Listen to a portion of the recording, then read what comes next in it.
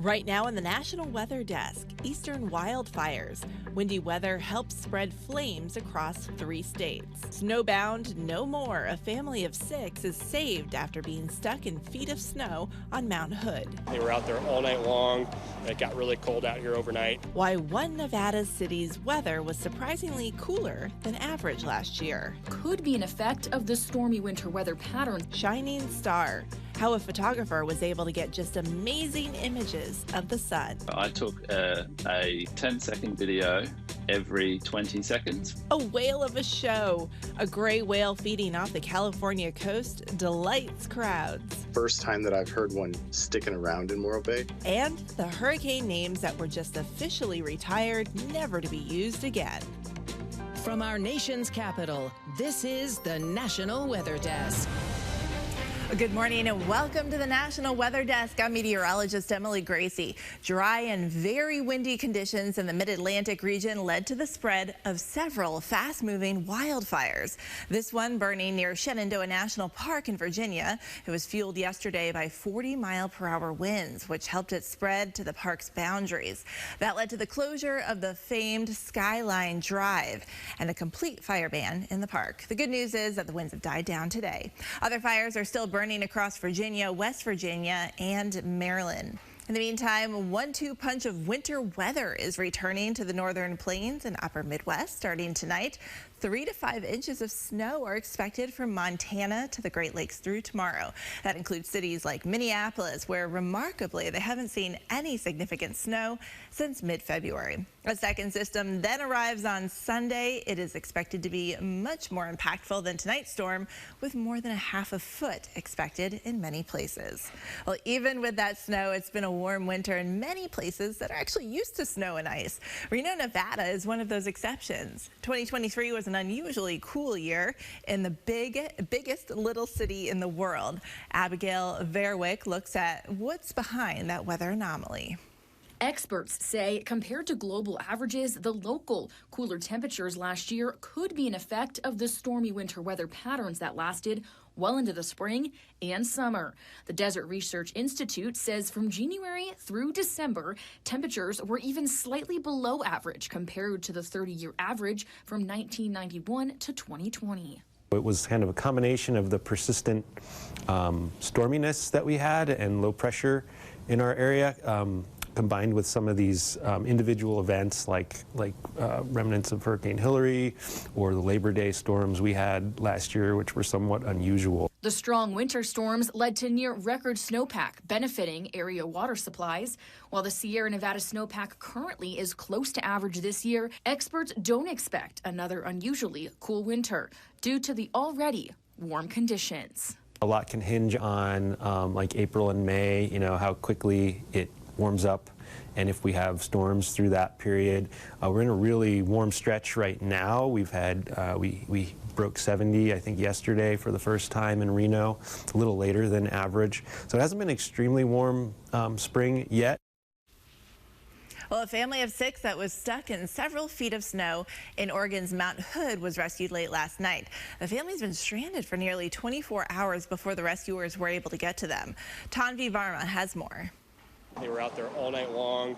It got really cold out here overnight, and so the families, they're tired, they're cold, they're wet from the snow. 2 children, ages 9 and 11, a 19-year-old, and 3 adults lost. We initially got the call at 7:30 last night of folks that were stranded out here in the Mount Hood National Forest. Clackamas County Deputy Ross Clemson says thanks to a member of the group pressing the SOS button on their iPhone, they got the group's exact location and then tried to find them. But they ran into some issues on their ATVs just trying to reach the family themselves, just due to the poor conditions. Clemson says they estimated the family hiked 8 miles and climbed an additional 3,500 feet in elevation.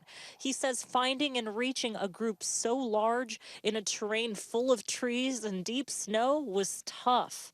Taking care of those down trees and trying to clear them, it's a process, and it takes a long time. Many agencies came together to help and found the family at about 6 a.m. First and foremost, they were able to build a warming fire, check their status, make sure that they're okay, and then get them warm. but the journey down the mountain would be a long one. It's taking a while to get some resources, including a snowcat, out to them.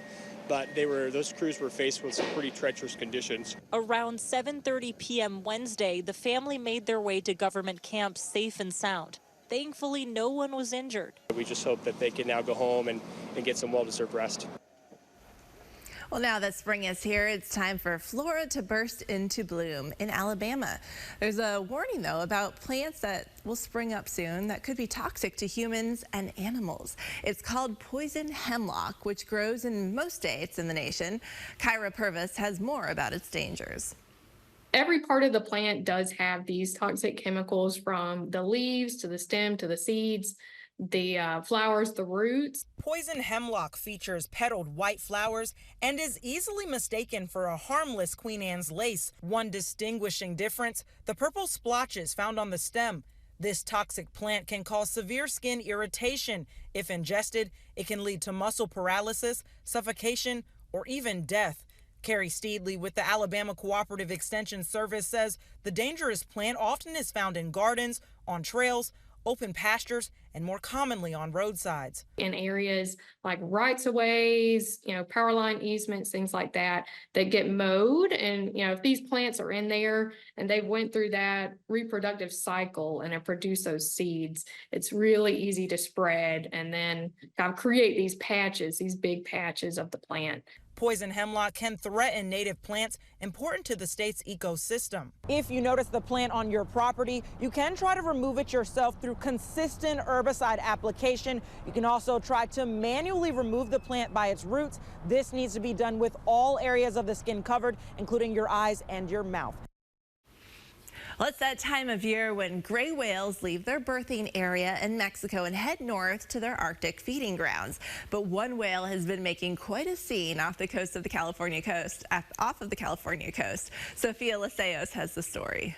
No, you're not watching National Geographic. This was taken off the coast of Morro Bay Friday. Locals say it was hard to miss. They come every year in the area, but they certainly don't come and hang out that close. San Luis Obispo County drone pilot Nick Reisner Davis says he's been trying to capture a whale this close to the shore for years, but it never worked out until now. It's pretty rare. I've lived here in this area since 2012, and that is the most success I've had with taking pictures of a whale, and it's the first time that I've heard one sticking around in Morro Bay. I reached out to Morro Bay Marine Mammal Center to find out what the whale was doing in the area. A spokesperson for the center says the whale was spotted by the Coast Guard and Morro Bay Harbor Patrol on March 10th. As for why it was there, the center says it's not exactly sure, but has an idea. Gray whales are currently leaving their birthing and breeding grounds near Baja, Mexico on their northern migration to return to their Arctic feeding grounds. It's not a rare occurrence for gray whales to frequent Morro Bay, especially during their annual migration. But it still sparked an interest for visitors to come out and see it for themselves. A lot of people were coming in and bringing kayaks or paddle boards and things to go out on the water and see it. While experts say it's not a rare occurrence, it was for Reisner Davis. It's been on my bucket list to take pictures and video of a whale in the ocean since I've flown drones. It's been 8 years or more. And so I really liked that I got the chance to take good pictures of one where you could actually see it and experience it. Well, Otis and Dora are officially retired. Those are two names that will no longer be used by the World Meteorological Organization in its rotating list of Eastern Pacific hurricanes. However, the group will not retire any names from the 2023 Atlantic hurricane season. Now, this marks the first time in 10 years that a name has not been retired from that Atlantic list. Last October, Hurricane Otis, of course, as you remember, caused catastrophic damage to Acapulco, Mexico, growing from a tropical storm to a Category 5 hurricane in just 12 hours. Well, if you ever wanted to be an astronaut, this could be your chance. NASA is accepting applications for astronauts. However, there's a long list of requirements. Among them, you must have a master's degree in a STEM field, which is science, technology, engineering, or math. Applicants must also have the ability to successfully complete NASA's long-term flight physical. All right, well, coming up on the National Weather Desk, we are getting closer to beach season. We'll show you how to stay safe if you encounter a rip current. Plus tips for beating those seasonal spring allergies. Weather Window, presented by the National Weather Desk. Washington, D.C.'s famed cherry blossoms are in full bloom and provide the perfect frame for one of the city's iconic monuments. And look, is it a bird? No, and definitely not a plane, but it sure looks like a puffy puppy dog cloud taking a springtime stroll in the skies over St. Joseph, Michigan Wednesday. For more content like this, follow the National Weather Desk on Instagram. Well, spring means allergy season for millions of sufferers, and in many areas, the pollen is already out in full force. But the source of that pollen changes throughout the season. So depending on your specific allergy, relief could actually be in sight. Chris Young explains. Tree pollen is the culprit February through March. Then April through June, it comes from grass. And July through November, pollen comes from weeds. It's terrible, man. It's terrible. It's just terrible right now. Nazir Brown limits his time outdoors when pollen is at a peak. He says he won't let his allergies keep him at home. I'm not no house person, so it's like I'm always outside. So it's either it's kicking me or I'm fighting it, you feel me? Some symptoms for a pollen allergy include irritation to the nose, ears, and mouth. You may also have swollen and watery eyes, according to the AAFA. That's why Nazir says he has allergy medicine handy to help enjoy the warm weather without the side effects. I go to Sheets and grab the Benadryl and stuff that just knocks it out, for a couple of hours or something like that. There are ways to help prevent triggering your allergies. The National Institute of Environmental Health Sciences recommends staying indoors between 5 and 10 in the morning, save outdoor activities for the late afternoon or after rain. Keep the windows in your home and car closed, and be aware you and your pet could bring pollen inside. Pollen does serve a purpose. It fertilizes other plants of the same species. According to the AAFA, you can do skin or blood testing to see if you're allergic to pollen. We continue our countdown, however, to the solar eclipse across America, now less than 3 weeks away. And it can be very dangerous to view the eclipse without proper eye protection. In Tennessee, officials are taking steps to make sure that children are aware and prepared for those risks. Meteorologist Lexi Horvath has more. Thing is that this can cause permanent vision loss centrally. So right in the middle of your vision, you could have a little blind spot if we're not careful and safe about how we view these things. Ophthalmologist Elizabeth Rosenberger at Cleveland Eye Clinic broke down the importance of wearing eye protective glasses. As the eclipse is happening, as the moon is starting to come in front of the sun, and when it's a partial eclipse, no matter what, how much it's covered, you really need to be wearing the glasses. The only time it's safe to take them off is during that short period of what they call totality, where the moon is totally blocking the sun and you just have that little ring. Following Bradley County schools announcing their early release plans in hopes of keeping teachers, students, and staff safe and aware during the eclipse. Actually, younger people are at higher risk, and that is because the lens inside the eye that normally kind of focuses the light on the retina is nice and clear. So no cataract in the kids typically. And so the light just travels really quickly through that clear lens. Despite the concern for younger kids, many parents shared their own feelings on this decision. Some frustrated, adding, "Seriously? This is a joke, right?" And this makes it so inconvenient for working parents. With other parents very for the decision, stating, "Safety for my children is first. I'd rather be in control of their safety. And I'm taking mine out to watch it with me if the school doesn't close, so I love this." Sometimes it'll improve over 3-6 months, but may not improve totally. You may always have a little blind spot from where that little was burned, depending on how big it is, of course. So while we don't know just yet how visible the weather conditions will be to view the partial solar eclipse, what we do know is the importance of wearing these for kids and adults all ages. And stay with the National Weather Desk as we count down the days until that April 8th eclipse. I'll be co-hosting a 3-hour live coverage special as we track the eclipse from Texas to Maine. We also have an entire playlist dedicated to the eclipse on our YouTube channel. Just search the National Weather Desk and be sure to subscribe while you're there. Well, check out this amazing time-lapse video of the sun. It was created by Australian photographer Shannon Norton in November, but has recently gone viral. So I spoke to him about how he captured our star in such incredible detail. So it was a time lapse over 3 hours. So the way we image the sun with atmospheric disturbance and all that is we'll actually take a lot of short videos. So I took a 10-second video every 20 seconds for 3 hours. And then I used all the individual frames from those videos, which turned out to be about 160,000 frames of still photos. I used a computer program to average out the best of those because some of them come blurry, some are good, and you use an algorithm on a computer that selects the best. So I used the best 40,000. I edited each photo individually and then put them all together. Can you tell me about some of the stuff you can see in this image? So it starts out with the full disk of the sun, and then it zooms into solar prominences, which looks like little flames burning on the limb of the sun. So it has been sped up. You can't see them that fast in real time. So I've sped the video up a little bit just to show the movement of these solar prominences. And it's just a lot of hydrogen on the sun being burned and moved around. And then towards the end of the video, not many people have noticed, but you see in the center of the sun, on one of the sunspots, you see a little bit of a ejection, and that's a solar flare, which they're quite hard to record because we're not, the scientists aren't really amazing at predicting when they're going to come. So I was quite lucky with that one. Have you learned anything by watching the sun? Anything that really surprised you? The very first time I imaged the sun, I counted the pixels of the sun and got a picture of a black dot of Earth, and I put it next to it with a scale, and I was blown away when I actually realized how big the sun is compared to us. If anything, watching the sun just makes me feel a little bit insignificant, I guess. There's so much more out there that's a lot bigger than us, I should say. Well, if you want to see more of Shannon's photography of the sun and beyond, check out the longer version of this interview on YouTube. We've also posted a link to his Instagram account. All you have to do is search the National Weather Desk.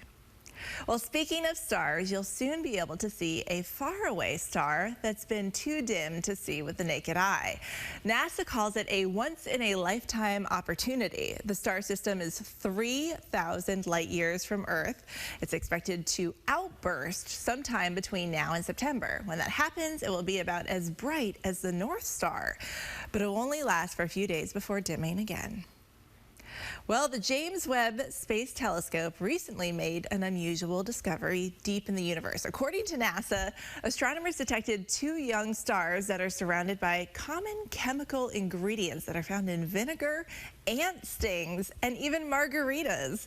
The team also found sulfur dioxide, which scientists believe might have played a key role for life to form here on Earth. Interesting. Well, time for a short break, but first we will fly through the North Carolina Guilford College woods.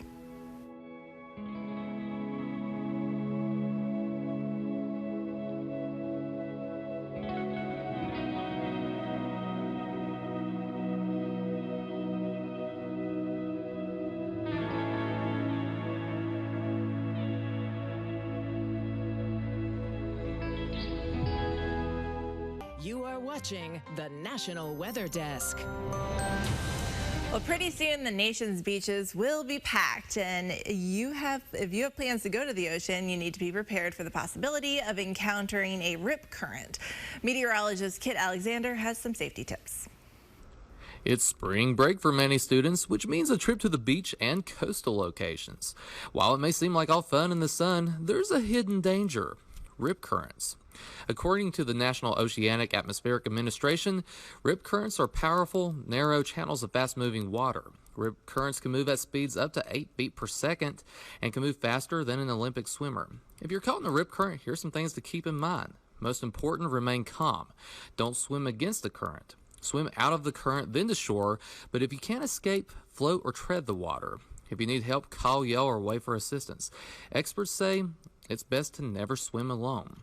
It's important to monitor the latest weather forecast as rip currents can develop quickly. Well, for more great weather content, be sure to check us out on social media. Just search the National Weather Desk on your favorite social media platform or scan the QR code at the bottom left corner of your screen. We'll be right back.